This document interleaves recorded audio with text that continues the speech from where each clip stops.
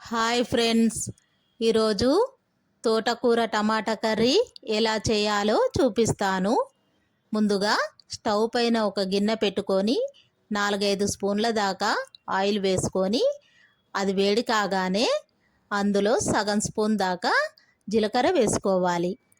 అది వేగగానే ఒక పెద్ద ఉల్లిపాయను చిన్న ముక్కలుగా కట్ చేసుకొని 3 పచ్చిమిర్చిని కూడా కట్ చేసుకొని అందులో వేసుకోవాలి. వాటిని కలర్ వచ్చే వరకు దోరగా కలుపుతూ వేయించుకోవాలి.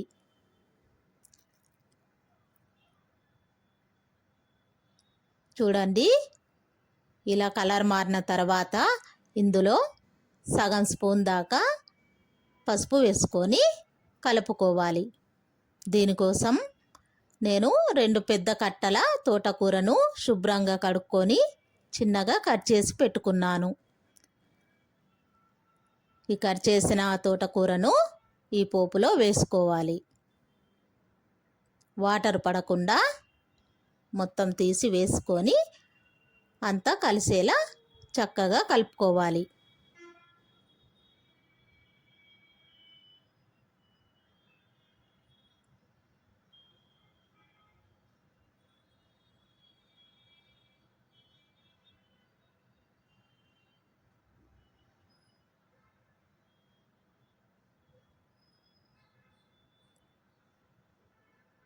ఇప్పుడు ఇలా కలుపుకున్న తర్వాత మూత పెట్టుకొని మనం 10 నిమిషాలు చిన్న మంట మీద మగ్గించుకోవాలి.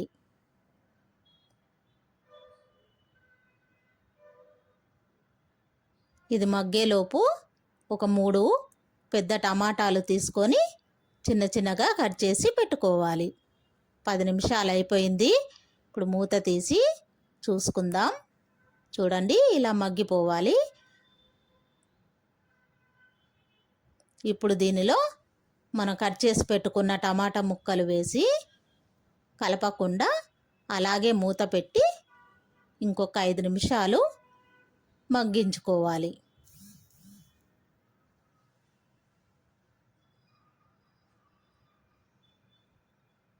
అవి మగ్గేలోపు మనం 4 వెల్లుల్లి రెబ్బల్ని దంచి పెట్టుకోవాలి.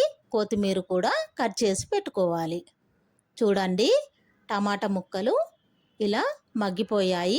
ఇప్పుడు మనం దీనిలో సరిపడా కారపొడిని 1 స్పూను కారం, 1 స్పూను ఉప్పు వేసుకుంటే సరిపోతుంది. మొత్తం కలిసేలా కలుపుకోవాలి. ఇంకో 5 నిమిషాలు ఇలాగే స్టవ్ పైన ఉంచుకోవాలి.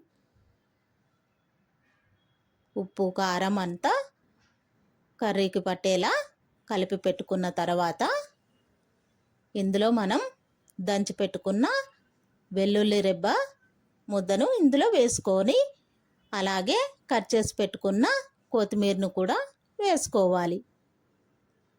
ఎంతో ఈజీగా చేసుకోవచ్చు. వాటర్ పోయకుండా టేస్టీ అయిన తోటకూర రెడీ అవుతుంది.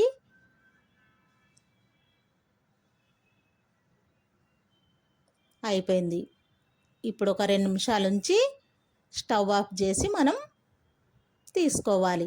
చూడండి ఫ్రెండ్స్, మీరు కూడా ఇలాగే చేసుకొని చెప్పండి ఎలా ఉందో.